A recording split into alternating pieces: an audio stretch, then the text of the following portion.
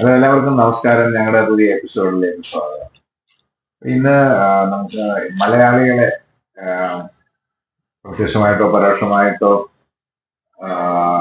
Influence ചെയ്യാൻ അല്ലെങ്കിൽ affect ചെയ്യാൻ സാധ്യതയുള്ള രണ്ട് സംഭവങ്ങളാണ്.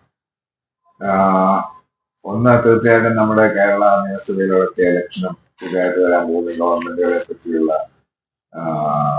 എക്സ്പെക്ടേഷനും ഒക്കെയാണ്. രണ്ടാമത്തെ കാര്യം നമ്മുടെ ഇറാൻ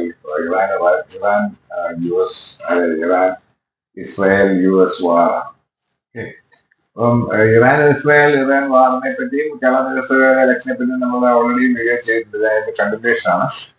അപ്പം വാറിനെ പറ്റി നമുക്ക് ആദ്യം ക്വിക്കായിട്ട് തുടങ്ങാം. വാറിനെ അനലൈസ് ചെയ്യാൻ വേണ്ടിയല്ല, എന്നാലും ഈ വാറ് നമ്മൾ ഇപ്പൊ ഒരു മാസത്തോളമായി നമ്മളത് തീരുമെന്ന് വിചാരിച്ച പോലെ ശരിക്കും തീർന്നില്ല എന്ന് തന്നെ പറയാം.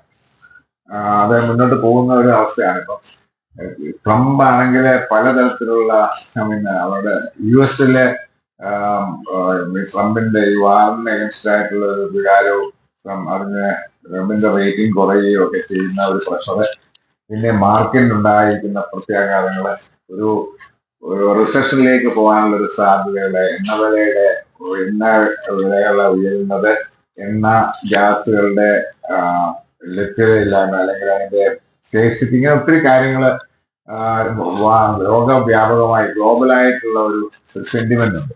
അത് ട്രംപിനെ കണ്ടില്ല എന്ന് പഠിക്കാൻ പറ്റില്ല. പിന്നെ അതുപോലെ തന്നെ നാറ്റോ രാജ്യങ്ങളൊക്കെ ട്രംപ് പറയുന്ന പോലെ നാറ്റോയെ എപ്പോഴും അമേരിക്ക ഫണ്ട് ചെയ്തിട്ടുണ്ട്, ഇഷ്ടം പോലെ സപ്പോർട്ട് ചെയ്തിട്ടുണ്ട്. പക്ഷെ അവരൊന്നും ഈ ഒരു കാര്യത്തിൽ യു എസിനോടൊപ്പം നിൽക്കുന്നില്ല എന്നൊക്കെയുള്ള ഒരു കാരണമുണ്ട്.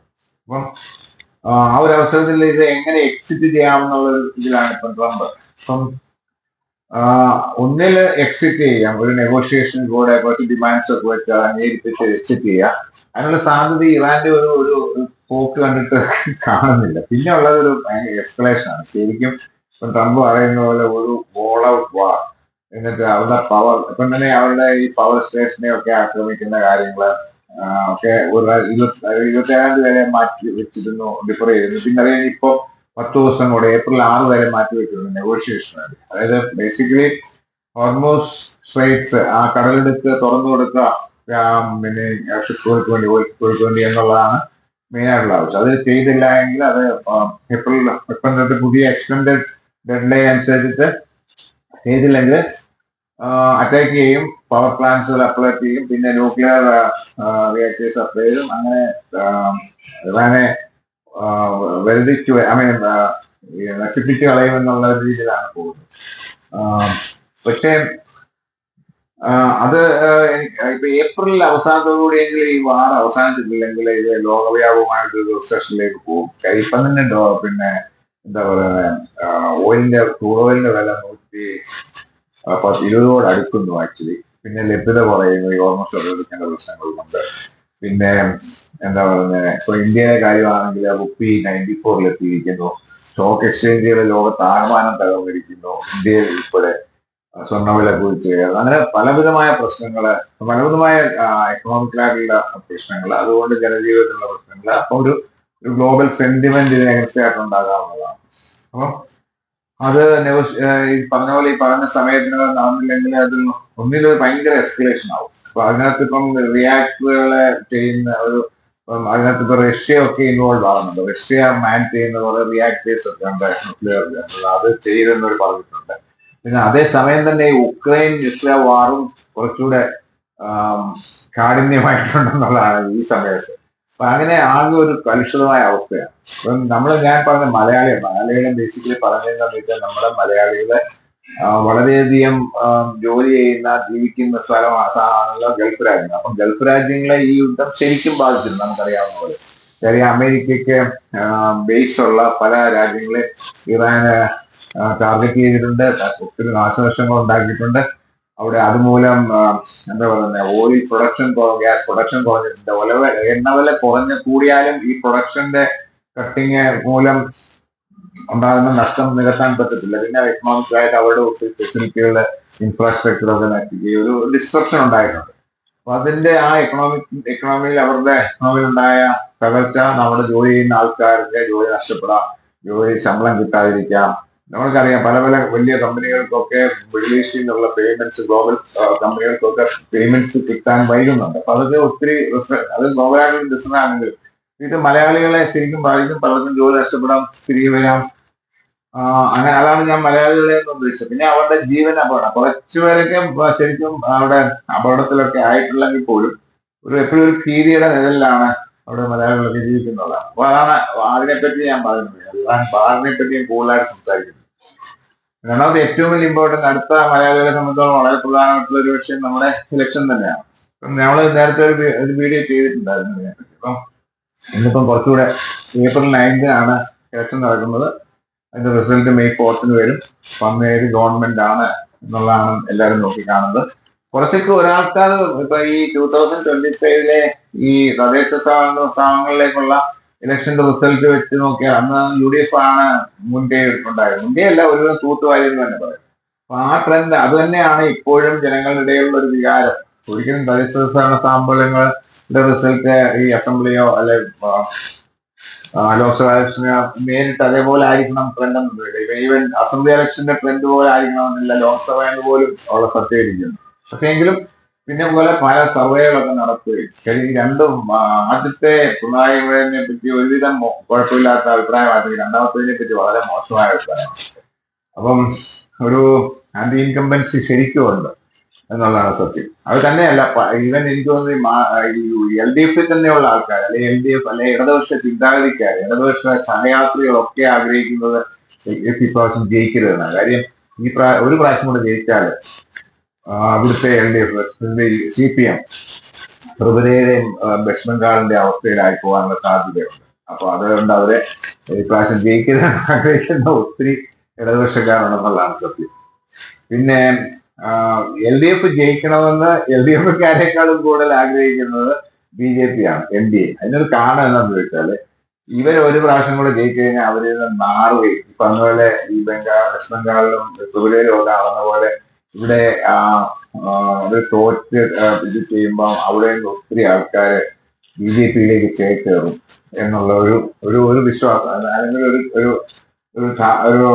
ഒരു ഫോർകാസ്റ്റ് ആണ് അവരുടെ ഇത് ചെയ്യുന്നത്. അപ്പം LDF ജയിച്ചു കഴിഞ്ഞാല് രണ്ട് സംഭവമാണ്. ഒടിവടിക്ക് രണ്ട് വശങ്ങളുണ്ട്. ഒന്ന്, ഈ അത് നാറിപ്പുഴുത്ത് അടുത്ത ടൈമിലെങ്കിലും അവിടുന്ന് ഒത്തിരി ആൾക്കാർ ഇങ്ങോട്ട് ഒഴുകുമെന്നും, രണ്ടാമത്തെ കാര്യം UDF തകർന്നടിഞ്ഞു പോകും, അവിടുന്ന് കുറെ ആൾക്കാർ ഇങ്ങോട്ട് വരുമെന്നും പ്രതീക്ഷിക്കും. കാര്യം എന്ന് വെച്ചാല് ഒരു മൂന്ന് ടേം ഒക്കെ ഒരു പ്രതിപക്ഷത്തിരിക്കുന്ന, അതും പിന്നെ ഓൾട്ടർനേറ്റീവായിട്ട് ഭരിച്ചുകൊണ്ടിരുന്ന ഒരു മുന്നണി ഇരിക്കുമ്പോൾ ഈ UDFിലെ ഒരു മുന്നണി പാർട്ടീസുടെ ഒരു സംവിധാനം, അവരുടെ ഒരു രീതികളും ഒക്കെ വെച്ച് നോക്കുമ്പോൾ ഒഴിഞ്ഞു പോകാനുള്ള സാധ്യത ഒത്തിരി ഉണ്ടെന്നുള്ളതാണ് സത്യം. അങ്ങനെ പോയി അവരെ ചിലപ്പം BJPക്ക് എനിക്കറിയില്ല, BJPക്ക് 2 സീറ്റ് കിട്ടും, 20 സീറ്റ് കിട്ടും, അത് കൂടുതൽ കിട്ടുമെന്നൊക്കെ പ്രതീക്ഷിക്കുന്നുണ്ട്. അപ്പൊ ഇനി അവരുടെ കൂടെ പോയി ഒരു എന്താ പറയുന്നത്, മറ്റുള്ള സംസ്ഥാനങ്ങളിലൊക്കെ പറ്റുപോലുള്ള ഒരു താമര വിരിയിപ്പിക്കുന്ന പരിപാടി ചെയ്തിട്ട്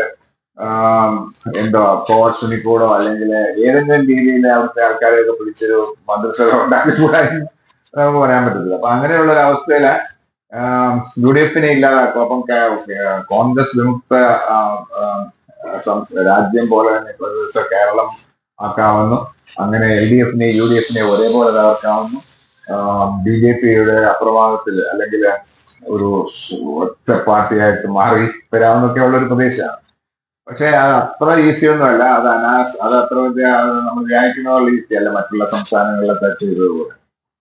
ഇനിയും UDFിന്റെ കാര്യത്തിൽ UDF ജയിക്കുമെന്നുള്ളതാണ്, അല്ലെങ്കിൽ ഭൂരിപക്ഷം കിട്ടുമെന്നുള്ളതാണ് ഇന്നത്തെ നിലവിലുള്ള പലരുടെ അഭിപ്രായ സഭയായാലും ഈ പറഞ്ഞ പോലെ ഈ ലോക്കൽ ബോഡീസിലെ ഇലക്ഷന്റെ ഒരു ട്രെൻഡ് നോക്കിയാലും ഒക്കെ. പക്ഷെ അവര് ജയിച്ചാലും പിന്നെ മൂന്ന് മുന്നണിക്ക് അതിൻ്റെതായിട്ടുള്ള ദോഷങ്ങളും ഗുണങ്ങളും ഉണ്ട്. ദോഷങ്ങളാണ് കൂടുതലുള്ള സത്യം പറഞ്ഞത്. അപ്പം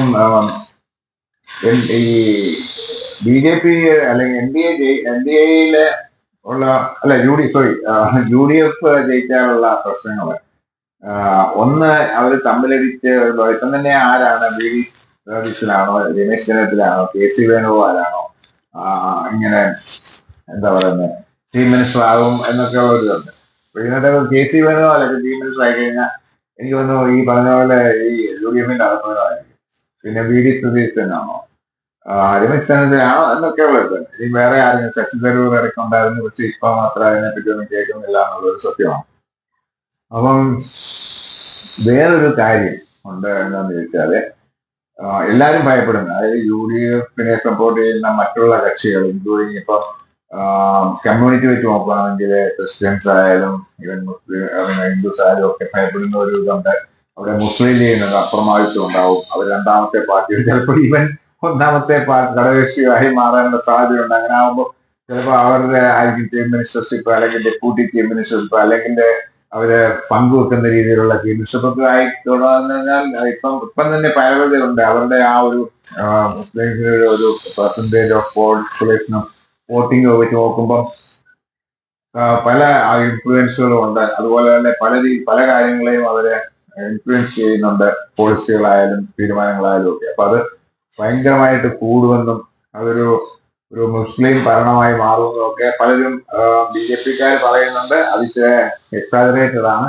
എന്നാലും എല്ലാവർക്കും അതിനെപ്പറ്റി, അതായത് BJP UDF-നെ സപ്പോർട്ട് ചെയ്യുന്നവർക്കായാലും അതിനെപ്പറ്റി ഒരു കൺസേൺ ഉണ്ടെന്നുള്ളതാണ് സത്യം. അങ്ങനെ വല്ലതും വരുവാണെങ്കിൽ ശരിക്കും പറഞ്ഞു കഴിഞ്ഞാൽ പിന്നെ ഒരു തിരിച്ചുവരവ്, ഈ ഒരു ഇതിന് ശേഷം തിരിച്ചുവരവ് വളരെ ബുദ്ധിമുട്ടായിരിക്കും. അല്ലെങ്കിൽ മുസ്ലിം ലീഗ് തന്നെ ഭരിക്കാനൊന്നും പറ്റത്തൊന്നുമില്ല. പിന്നെ കോൺഗ്രസ് ഈ പറഞ്ഞ പോലെ വരുവാണെങ്കിൽ മുസ്ലിം ലീഗിന്റെ ഒരു ജൂനിയർ പാർട്ണറായി മാറുമെന്ന് തന്നെ നമുക്ക് തോന്നിപ്പോയിട്ടുണ്ട്. അപ്പം എനിവേ UDF ആയിരിക്കും വരുന്നെന്ന് നമുക്ക് തോന്നുന്നു. ഇനിയും BJP കിങ്മേക്കർ ആകും എന്ന് പറഞ്ഞാൽ അവർക്ക് ഒരു തൂക്കുപല, അല്ലെങ്കിൽ BJP അത് പറയുന്ന പോലെ ഒന്നും എനിക്ക് തോന്നുന്നില്ല. രണ്ട് മൂന്ന് സീറ്റിൽ കൂടുതലൊന്നും അവർ പിടിക്കാൻ പോകുന്നില്ല. അവർ പറയുന്നത് 20 സീറ്റ് 21 സീറ്റ് പിടിക്കും. അവരെ ഈ ആര് ഭരിക്കണമെന്ന് അവർ തീരുമാനിക്കും, നിർണായക ശക്തിയാവുമെന്നൊക്കെ പറയുന്നതിന്റെ ഏതായാലും ഈ വർഷം എനിക്ക് അതിനകത്ത് വലിയ വിശ്വാസമൊന്നുമില്ല. പക്ഷെ എനിവേ അവര് അങ്ങനെ ആകും എന്നുള്ള അവരുടെ വിശ്വാസം അങ്ങനെ തന്നെ ആയിരിക്കട്ടെ.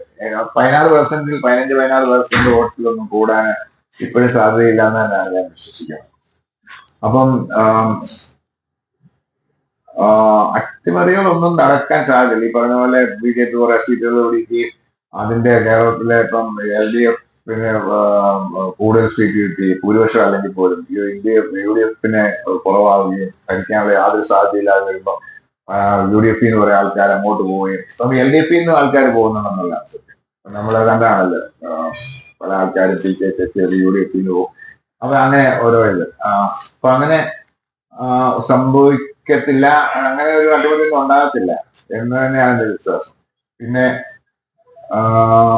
അപ്പം എന്തായാലും നമുക്ക് കാത്തിരിക്കാം എന്താണ് സംഭവിക്കാൻ പോകുന്നത്. പക്ഷെ UDF പറഞ്ഞത് ഇപ്പൊ LDF-ന് മൂന്നാമതൊരു ഊഴം കിട്ടിക്കഴിഞ്ഞാൽ അവരുടെ അധപ്പതനമായിരിക്കും പറയുന്ന പോലെ തന്നെ ഈ UDF അധികാരത്തിൽ വരികയും അവരെ ഈ കസേരയ്ക്ക് വേണ്ടി അവർ തമ്മിൽ അടിയുണ്ടാക്കി ഈ മുസ്ലിം ലീഗിന് അപ്രമാദിത്വം കൊടുക്കുകയും ഒക്കെ ചെയ്തു കഴിഞ്ഞാൽ UDF-ന്റെ അധപ്പതനം തന്നെയായിരിക്കും. അങ്ങനെ ഇങ്ങനെ ആണെങ്കിൽ പിന്നെ BJP ഇവിടെ കേറി വരും. കാര്യം പ്രശ്നം എന്താണെന്ന് വെച്ചാൽ BJP-ക്ക് ഒരു 15-16 സീറ്റുണ്ട്. ഈ പറഞ്ഞ പോലെ പ്രശ്നമാകുമ്പോൾ UDF-ന്ന് കുറെ ആൾക്കാര് ജനങ്ങള് തിരിഞ്ഞു വോട്ട് ചെയ്യും, അതുപോലെ ക്രിസ്ത്യൻസ് തിരിഞ്ഞു വോട്ട് ചെയ്യും. അങ്ങനത്തെ ഒരു സിറ്റുവേഷൻ വന്നു കഴിഞ്ഞാൽ അപ്പം ചുരുക്കത്തിൽ അങ്ങനെ അതാണ് എനിക്കൊന്ന് BJP സ്കീം ചെയ്യുന്നത്. അങ്ങനെ ആ ഒരു രീതിയിലേ അവർക്കൂടെ BJP-ക്ക് കൂടെ വരാൻ പറ്റത്തുള്ളൂ. അപ്പൊ ഈ പ്രാവശ്യം അല്ലെങ്കിൽ അടുത്ത പ്രാവശ്യമെങ്കിലും അത് വേണ്ടിയുള്ള ഒരു ശ്രമമാണ്. അതിനാണല്ലോ നമ്മുടെ കുറെ സംഖ്യകൾ എന്ന് പറയപ്പെടുന്ന ആൾക്കാർ, നമ്മുടെ PC ജോർജും മോഹനും പിന്നെ എന്താ പറയുക ആന്റണിയുടെ മക്കളും കരുണാകരന്റെ മക്കളും കുറെ ഉണ്ടല്ലോ. മക്കളും എന്നറിയ പറഞ്ഞ അവരെല്ലാം ഇങ്ങനെ വന്നിട്ടുണ്ട്, ക്രിസ്ത്യങ്ങൾ മാത്രമല്ല. അപ്പൊ അത് എത്രമാത്രം വിജയകരമായിരിക്കും അല്ലെങ്കിൽ എത്രമാത്രം ഭവിഷ്യത്തുകളായിരിക്കും എന്നോ എല്ലാരും പറഞ്ഞ പോലെ നോക്കിയും കണ്ടൊക്കെ ചെയ്താൽ എല്ലാവർക്കും നല്ലതാണ്. അല്ലെങ്കിൽ കേരളം വീണ്ടും ഒരു എന്താ പറയാ ഇതിനേക്കാളൊക്കെ മോശമായ അവസ്ഥയിലേക്ക് എത്തിച്ചേരും.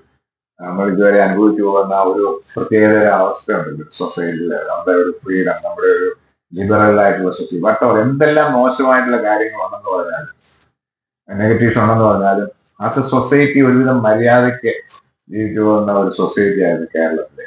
അത് BJP വന്ന തകർത്ത് നശിപ്പിക്കും, 100% ഉറപ്പാണ്. Okay, thank you so much. And video കണ്ടിട്ട് അഭിപ്രായം പറയണം. ഒരു പുതിയ വീഡിയോ വരുന്നത് വരെ നമസ്കാരം.